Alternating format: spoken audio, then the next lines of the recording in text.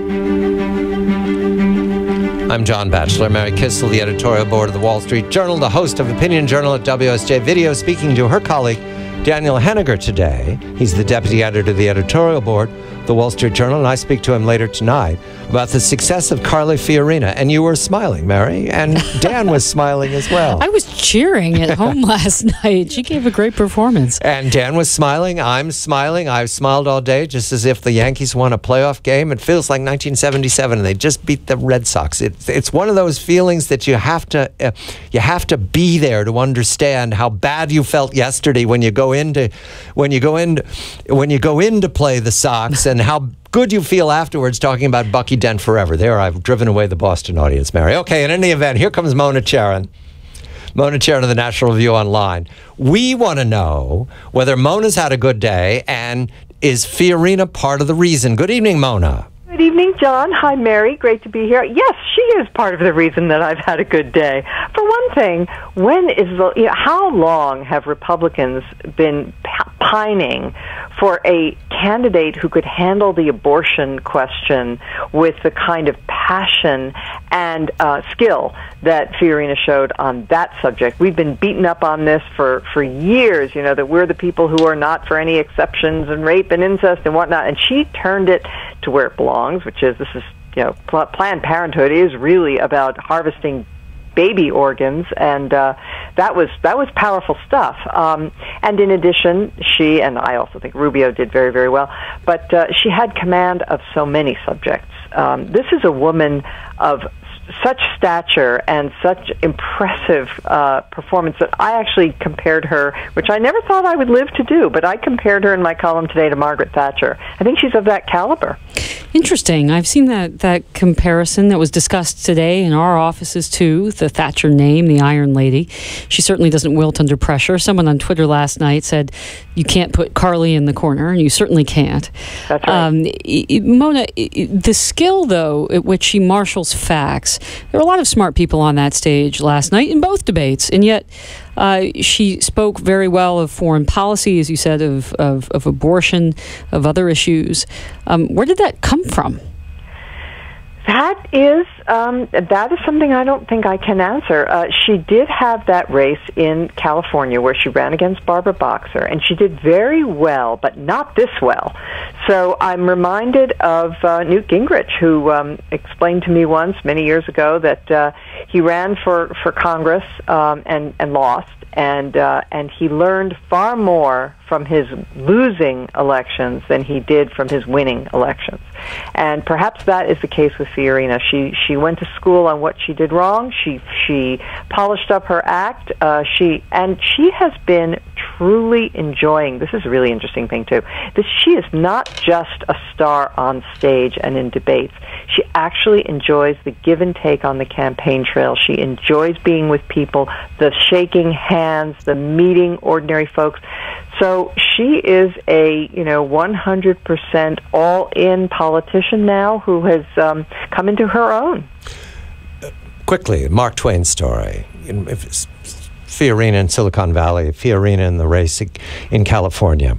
Mark Twain tells the story of being in heaven and watching Napoleon and Frederick the Great and other commanders of great victories all trooping to hear a lecture all together from the greatest commander of all time. And Mark Twain follows along, and he sits down and he looks, and there's a man sitting on the stage with a shoe upside down, and he's sewing the shoe, and it turns out he's a shoemaker from Vienna. And he goes, who is this guy? I've never heard of him. You're all listening to him. And they say, he's the greatest commander of all time. But he was born in Vienna, and he made shoes, and he didn't get an opportunity. But they're still listening to him. So I suggest that there's a place and a time for everyone's genius. And sometimes it discovers itself, and sometimes we discover it on the stage. Turning the story. Fiorina of the Republicans right now is a great success, but, Mona, I notice anxiety suddenly running through the Democratic ranks. Is this about that surprising number? 71% of Democratic-leaning women for Mrs. Clinton in July, now 42%. Is that the number that Fiorina threatens? It certainly is. This is Hillary Clinton's whole gambit, right? I mean, she desperately needs to be the only woman candidate. She desperately needs to be the first woman president to have any rationale for her race whatsoever. I mean, that's all she has to offer, let's face it. And as Fiorina herself says, she doesn't have accomplishments. And so if the 53% of the electorate is now female, and that was in 2012. It may be growing, and single women tend to lean very Democrat. But if a very articulate, appealing, and charismatic woman is running on the Republican ticket, which now seems within the realm of possibility, a lot of those women voters are going to give a second look to the Republican Party, and that is the worst nightmare that Hillary Clinton and the Democrats can imagine. But it's not just that she's articulate. She's speaking to women as adults. She had this wonderful line where she said, we're not an interest group, we're more than half of the population. In other words, stop pandering to us, start talking to us like you talk to everyone else. Talk to us about economics, give us the truth about what's going on in the Middle East. Are we safe, are we not? Tell us what's going on in the schools. She's very effective. And she has something for everyone. You know, my personal favorite was her response to the, well, it's hard to name a favorite, really. There were so many. But when she said she wouldn't change the figures on the $10 or the $20 bills, she thought that was just gimmicky, and that she would instead look to the future where every woman was able to achieve her goals and live a full life. I thought that was fabulous. I think every woman in America knew what he meant. Mona, that is a line they only write for Hollywood stars. That line wins elections. That's the kind of line that goes into history books, Mona. You're absolutely right.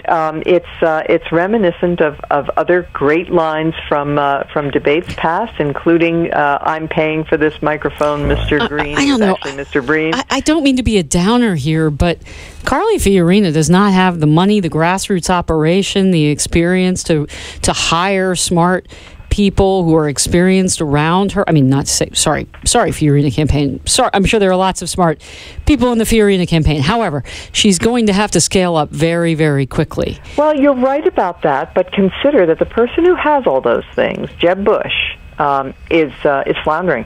The electorate is very much not in the mood for another Bush or Clinton, and so it seems to me that anything is possible. Right. Jeremy Corbyn's the leader of Labour. I mean, come on, really.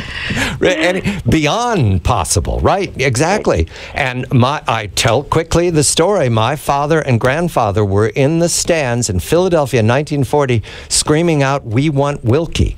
And they overwhelmed the party apparatus at the convention, Mona. Exactly. Yes. And I was going to mention Garfield, but your example is much more. And Wilkie was a Democrat. I mean, until about 6 weeks before, and they got him anyway. They overwhelmed the party establishment right then, at the convention in the summer of 1940.